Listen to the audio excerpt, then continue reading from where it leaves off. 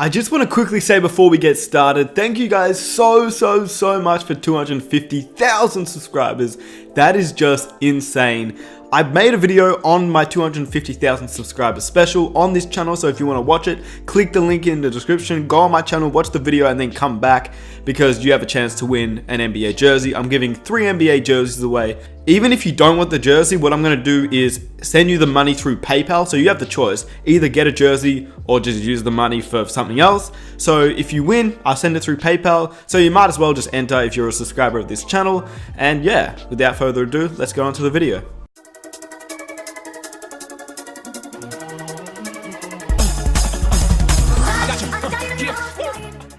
With the 2019 NBA draft commencing tomorrow, I finally made my NBA mock draft of 2019 yesterday.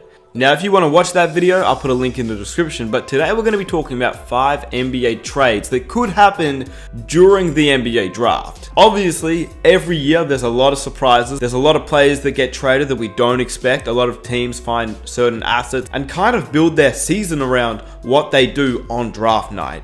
Obviously, there's been a few players' names that have been up in the air of where they could be playing next season. But recently, there's been more trade rumors and more players on the trade block. Obviously, Mike Conley is a player, but who else is there? We're going to discuss 5 NBA trades in this video. If you enjoy these types of videos, be sure to leave a like and subscribe if you're new, and let's get into it. Number 5, Mike Conley to the Utah Jazz. We know why the Utah Jazz will try and get Mike Conley. They're in need of a point guard, and clearly they don't want to have Ricky Rubio for the future. They've already said to Rubio that they won't bring him back next season, and I guess a defensive-minded point guard such as Mike Conley, but he's also a great offensive point guard, can really contribute well with Donovan Mitchell and Rudy Gobert. Now, whilst Rubio is probably a better facilitator and he has better court vision, Conley as a whole has an all-around better game. The Utah Jazz have long been going after Mike Conley, which is why they're really targeting him this NBA draft. The thing is, they were so close to getting him back in February at the trade deadline that it just seems like they could get him at this point. Considering it's pretty obvious that the Memphis Grizzlies are going to target Ja Morant this NBA draft. He's a point guard, a guy that can lead them into the future, and obviously if they draft Ja Morant, then they won't really be needing a point guard like Mike Conley. Now, what would the trade look like? Well, in my opinion, I think the Utah Jazz get Mike Conley, obviously, and the Grizzlies would get probably a guy like Dante Exum.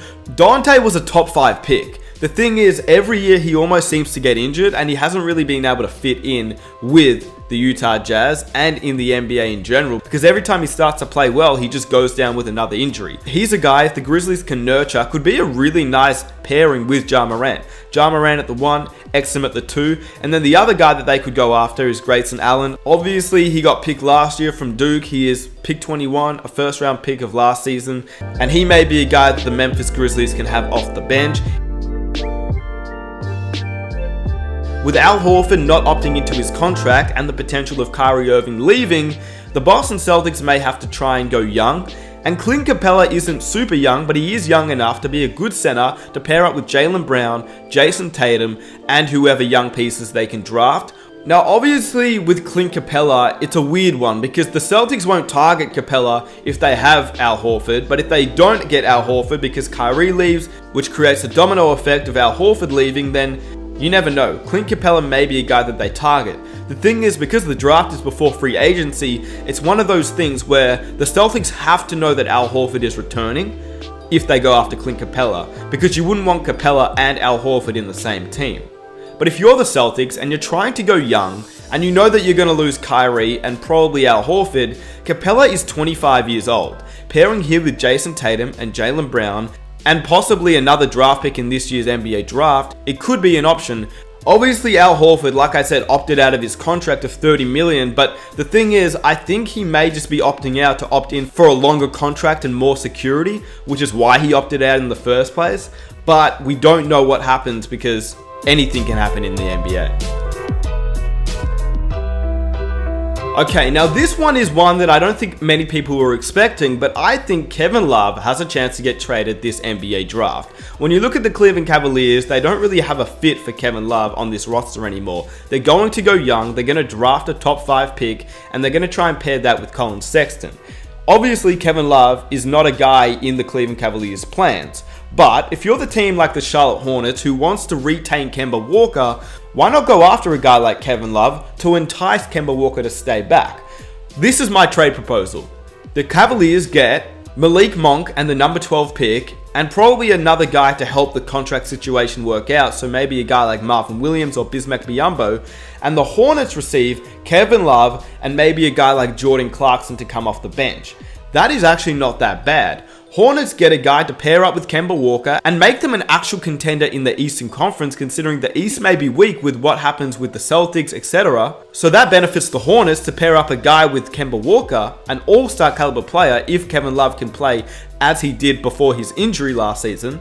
And then the Cavaliers get a guy to pair up with Colin Sexton in Malik Monk as the shooting guard, and Malik Monk was drafted pick 11. He is still a guy with a lot of potential, and obviously he hasn't played amazing, but he's a guy that can show a lot of potential in the league. Plus they get the number 12 pick as well. They could have a young big man they could draft, such as a guy like Jackson Hayes. Like, if you're the Cavaliers and you can have a guy like Colin Sexton mixed with Malik Monk, and then you can draft a guy like DeAndre Hunter, paired up with a guy like Jackson Hayes or Nazir Little or Rui Hachimura, you have a decent core if you're the Cleveland Cavaliers, all for trading one piece, and that's Kevin Love. And if you're the Charlotte Hornets, you get an all-star caliber player who obviously was not himself last season, but he's still a 5-time all-star who still averaged 17 points and 11 rebounds last season whilst being injured.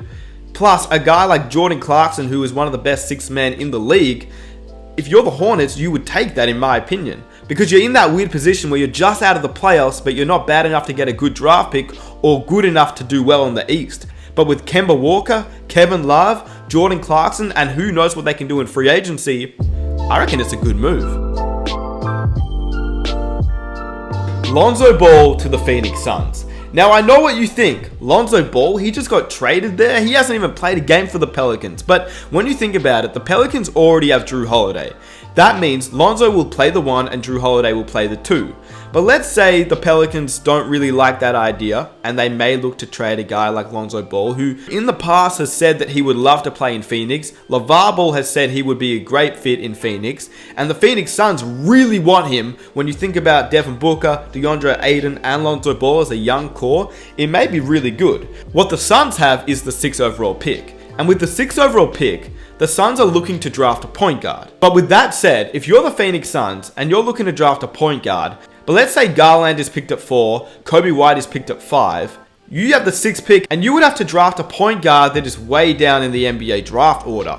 And not to mention, the Pelicans would get an even better pick with that 6th overall pick to pair up with the 4th pick and the 1st pick and the other young piece of Brandon Ingram. Like, that is not bad at all. But it really depends on what the Pelicans plan to do. If they plan to contend with Drew Holiday, then you'd probably keep Lonzo Ball. But if they plan to go young with Zion, Ingram, the 4th pick, the 6th pick, they would have one of the best young cores in the NBA, even if they traded Lonzo Ball and got the 6th overall pick. The thing is, if you're the Pelicans, you're not just trading Lonzo Ball for the 6th overall pick, you're acquiring another asset. This is more trade bait for the Pelicans, who could select a player like Jarrett Culver or DeAndre Hunter or Cam Reddish, or you pair that 4th pick and that 6th pick together and you could get a really good all-star to pair with Zion, Drew Holiday, Brandon Ingram, such as a guy like Bradley Beal. Because if you're the Wizards, which is the next part of this trade, if you're the Wizards, you may trade Bradley Beal for the 4th overall pick and the 6th overall pick, and both teams win. If you're the Pelicans, you would have a lineup of Drew Holiday, Bradley Beal, Brandon Ingram, Zion Williamson, and you still have a chance to get a free agent center in this year's NBA free agency. And if you're the Wizards, you finally go young and have the potential chance to be a dynasty in the future with the 4th and the 6th overall pick, which could be Jarrett Culver and Cam Reddish, and a chance to reset and start young. And at number 5, Chris Paul. Apparently he's disgruntled in Houston. So with Chris Paul, we don't know what happens here, because obviously if the Houston Rockets are shopping Clint Capella and Chris Paul, they're actually trying to break up that team, which to me it's a little bit odd considering they did make the Western Conference Finals. They weren't too far off the Golden State Warriors. I think it just comes to the relationship with Chris Paul and James Harden, and I don't know how strong it is, which is why they seem to break up. I know a lot of people are going to hate on this one because I'm a Heat fan. I'm not being biased and I'm not really being anything. I just think this is not a bad trade. and it probably hurts both teams a little bit, but the Houston Rockets would get Goran Dragic, who was an all-star 2 years ago, James Johnson to get some better depth for the Houston Rockets and just a solid wing player, and the third guy would be a guy like Kelly Olynyk or Dion Waiters. Miami would get Chris Paul. Pat Riley is a guy that gambles. Pat Riley is a guy that wants to win now, and he always has a win now mentality. And I think for the Heat, if you add a guy like Chris Paul to the young core of Richardson, Winslow, Bam Adebayo, I believe he'll make those guys better, and who knows what can happen there. And so this is why I believe Miami would take Chris Paul's huge contract. If you add in Dragic, James Johnson, and Kelly Olynyk's contracts all together, that costs more than Chris Paul's one contract. Obviously, Chris Paul has his contract for 3 more years, and if you just had Goran Dragic, you could lose his contract. But in the end, 3 contracts versus Chris Paul's 1. If I'm the Heat, I would probably just take the contract of Chris Paul, see what we can do in the Eastern Conference with Chris Paul, Josh Richardson, Justice Winslow, Bam Adebayo, and Hassan Whiteside with a 13th overall pick as well. I believe that the Heat should do that, and they can get rid of the other contracts of Goran Dragic, James Johnson, and Kelly Olynyk, save a little bit of cap space, not a lot, but a little bit of cap space, and still be a good contending team in the Eastern Conference when you're not going to be bad enough to get a good pick anyway, and you're not going to be good enough to do well in the playoffs anyway. Why not take a gamble on Chris Paul? And if it doesn't work, at least he's off the books in 2021-22, and you can still contend while he's there. But at the same time, the Miami Heat may just not do that trade because it is a little bit risky, but what team is going to go after Chris Paul? I don't know. Let me know down below in the comment section, because I don't believe any team would be willing to take on Chris Paul's huge contract, apart from the Miami Heat, who are already in contract difficulty anyway. With that said, if you guys enjoyed the video, let me know your trade predictions in the comment section below on draft night. It's been your boy Nick Smith. Be sure to leave a like, subscribe if you're new. Thank you for 250,000 subscribers. Be sure to follow me on Instagram, and I'll see you guys in my next video. I am out. Peace.